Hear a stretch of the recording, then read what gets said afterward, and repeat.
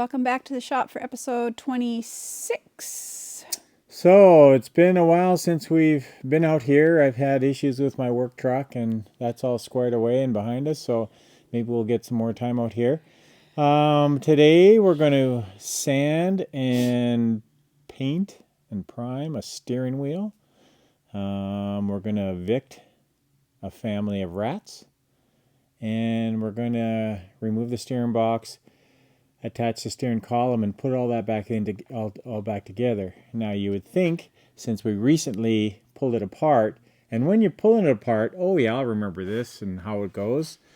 Neither of us remember anything. So now at least we have the shop manual, and we'll have to go through and look at the steps, but I'm sure it's not that bad. We'll figure it out.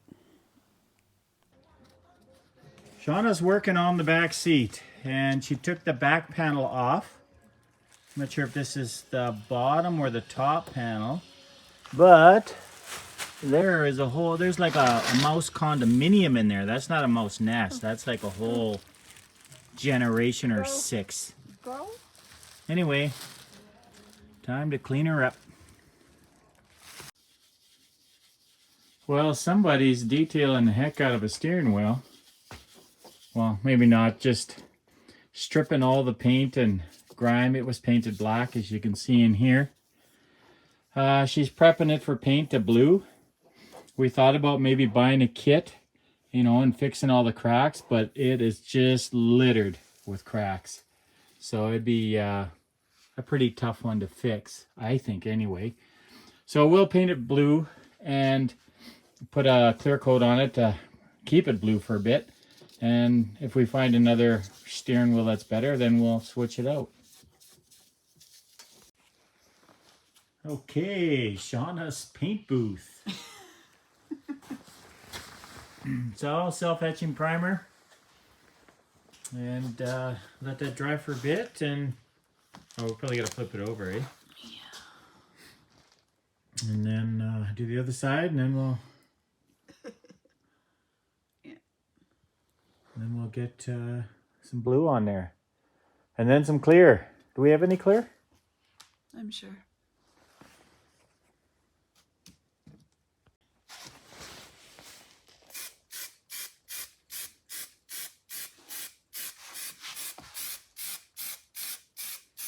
Look at this professional technique.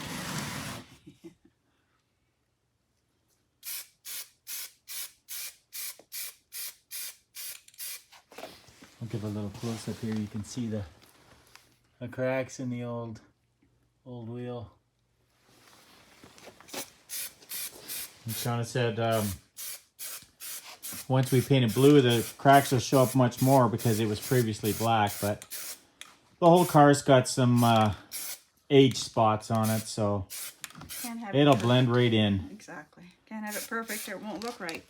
And you watch, Shauna will be driving this and she'll be picking at the cracks with her fingernails as she drives. It's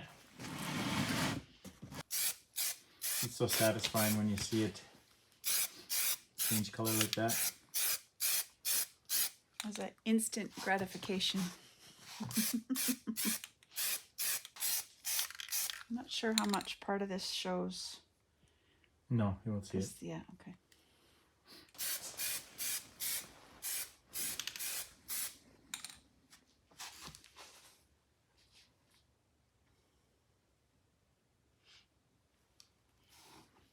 Miss any spots? Whew. It's why Shauna smiles all the time. Crack the door. So here's the master painter getting her sophisticated spray gun ready.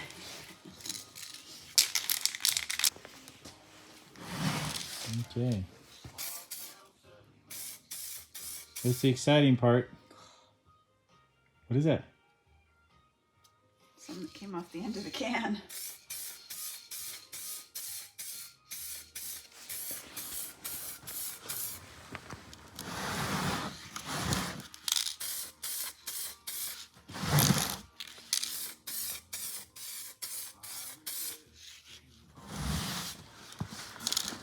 I was just saying to Shauna, We could always buy one of those kits or look into what has to be done to clean it, or I mean to repair the cracks. And we might attempt that at another time. Maybe just for now, well, oh, that's a good looking color, eh? It is, yeah. That sure looks good. For now, we're just going to do this because we are running out of time. It's beginning of March here, and we got a long ways to go. So we're not going to get too bogged down with the details.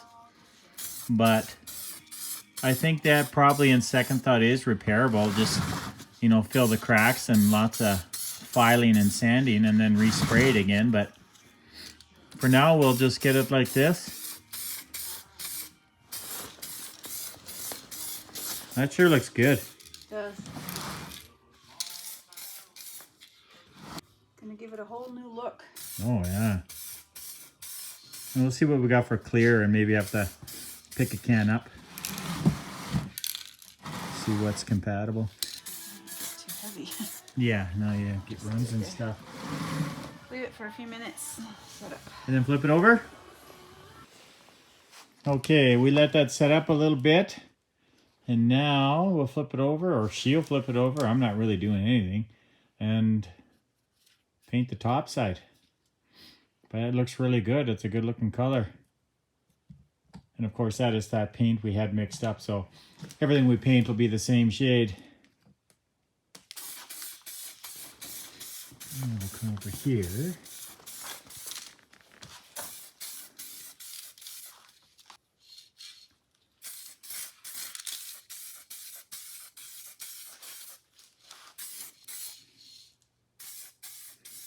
I haven't seen a single run yet. Let's say that. Don't see any fish eyes, so you must have got it really clean. All that sanding. Yeah. Wow, does that look good? A picture with the chrome center and all that, eh? Yeah, it'll look good.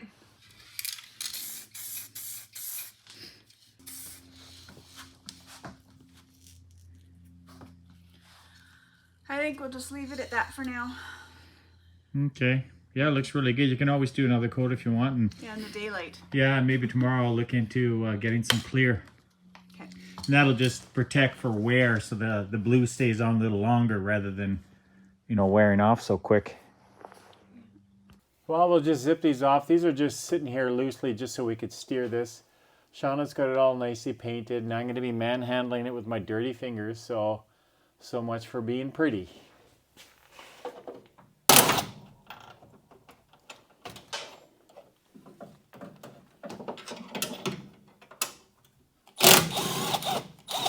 They weren't that tight, so piece cake. And this one. And we're going to try and keep it from falling on my head.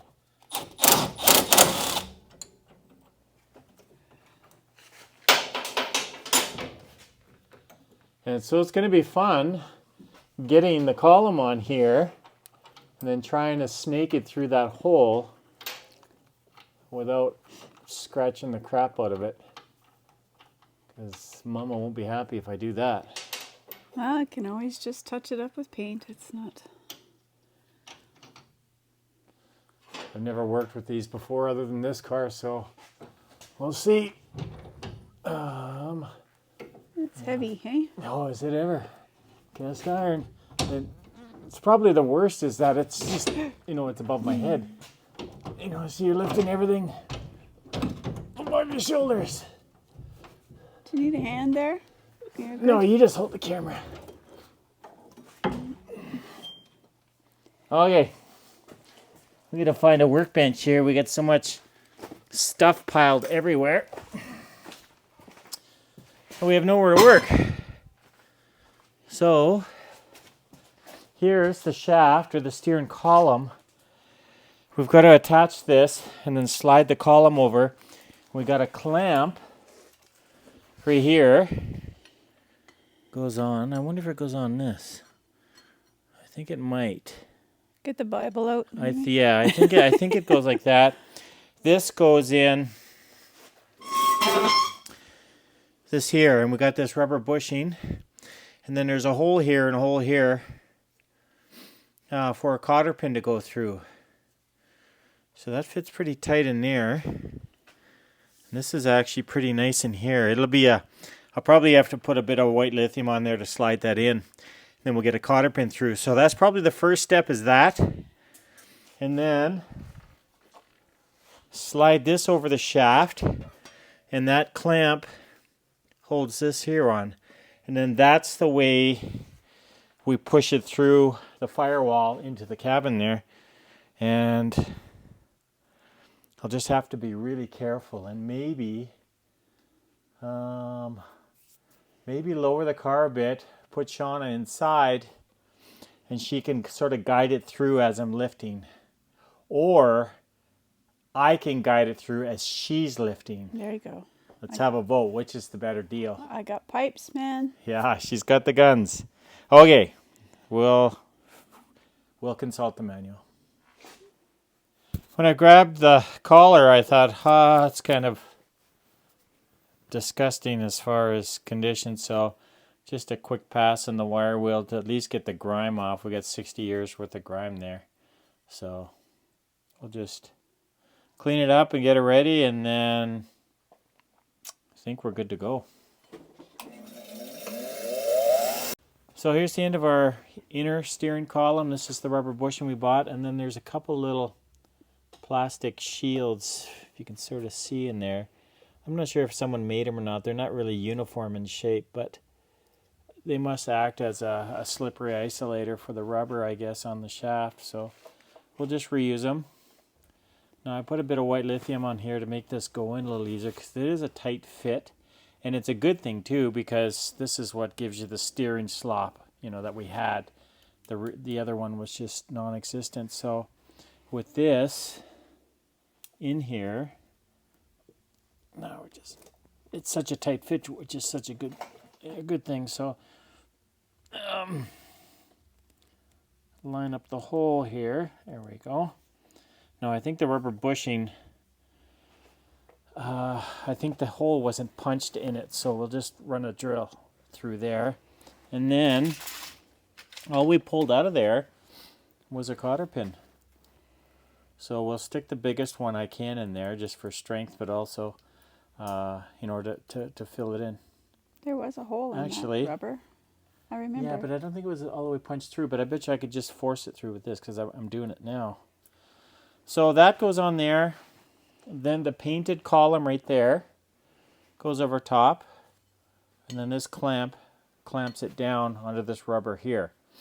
And then that, I believe, is all we need to stick it in. We feed this column through the hole and put this into place, and we'll get it sort of lined up. And then I'll have to read the factory instructions on lining this up. If you look here where the bolts go, you can see it's sort of a concave dish here, and then the washers match that curve, and I guess that's just so it can slide a little better.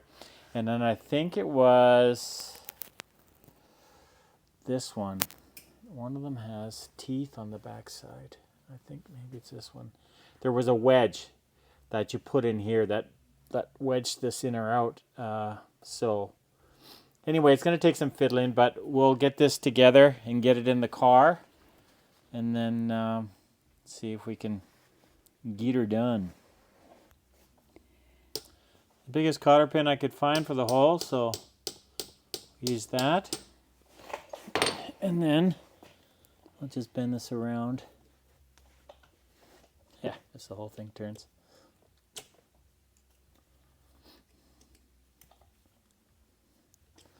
I'll just use my fingers.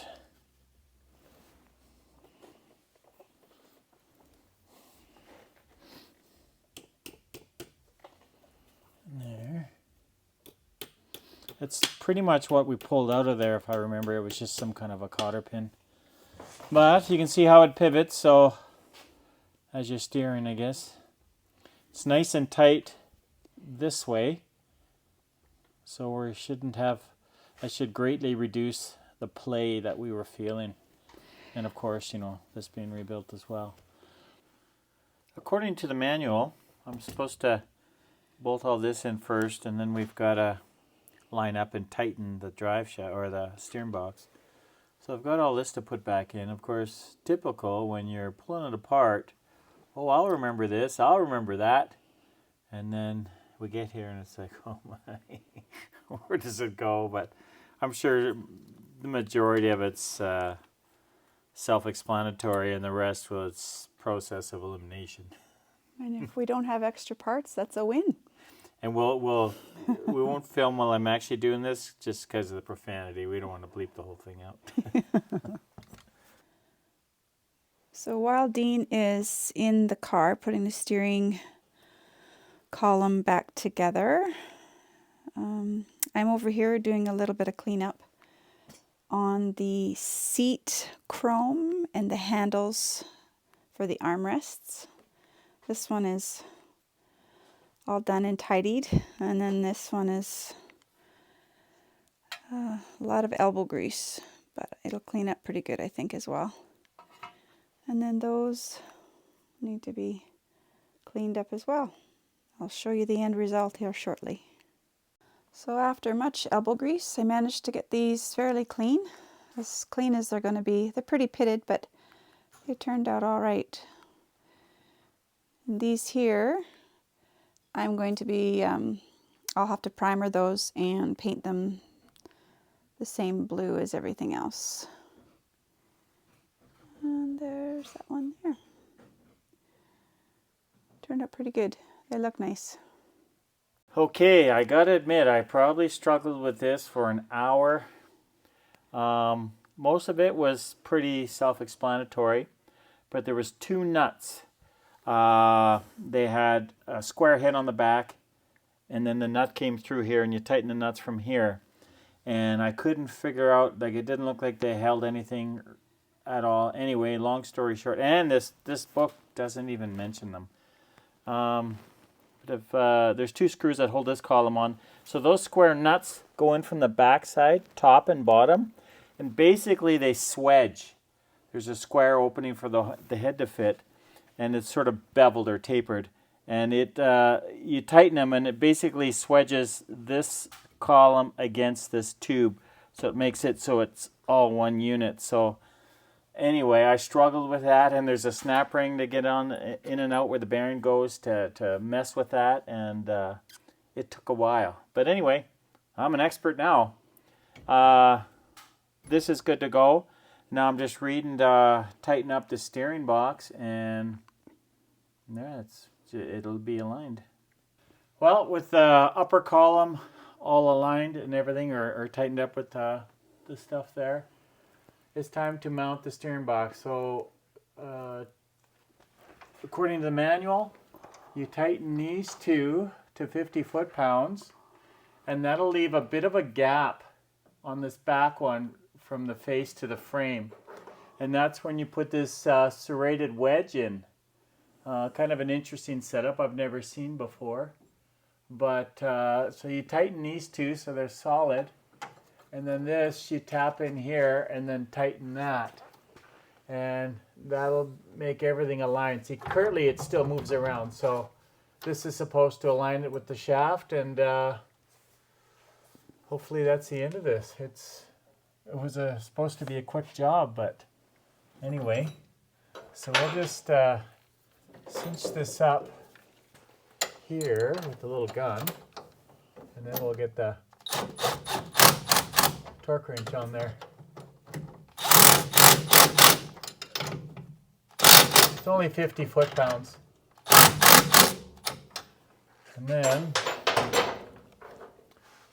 where is the torque wrench? And I'm probably 5/8 on the back side.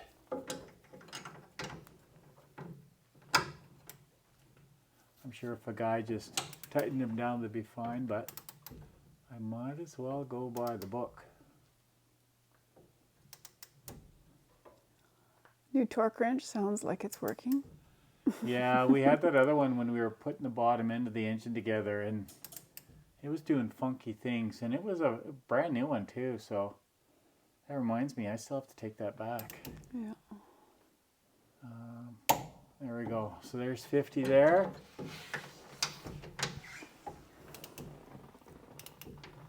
This is 50. And of course, this is a full tube section of frame, so I guess I don't want you to crank it down. I'm not sure, you know, because you can compress the frame, but most likely there's a tube welded inside there so you can't crush it. Otherwise, you would think over time your steering box would get loose on there and be a fun drive.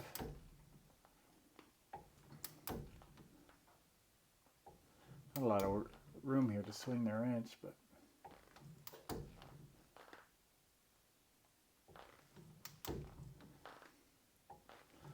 come on. There we go. Okay, so those two are tight. And with those tight, maybe, Shauna, if you can get around here, I'm just going to show you here. Okay. With the front two bolts tightened, you can see the gap here because of the curvature of the frame. So that's where this comes in. So this, you're supposed to just tap it in there till it's fairly stiff and then tighten that bolt to 50. And then we'll do up this center link to the pitman arm. And it's going to steer like a Ferrari or something like that. It won't corner like one. Okay, what do you say, Shauna? Been busy scraping the black paint off this. Look at that, what beautiful. you call that. Anyways. Door divider, I guess. Door divider, so needless to say I have blue and black paint flecks everywhere. Yeah, and I got the steering gear and the column all mounted in. As usual, things take longer than you expect. I didn't expect to be messing around for an hour trying to figure out what those two bolts did, but I got it now and everything's good to go, so we can move on. Thanks for watching. Good night.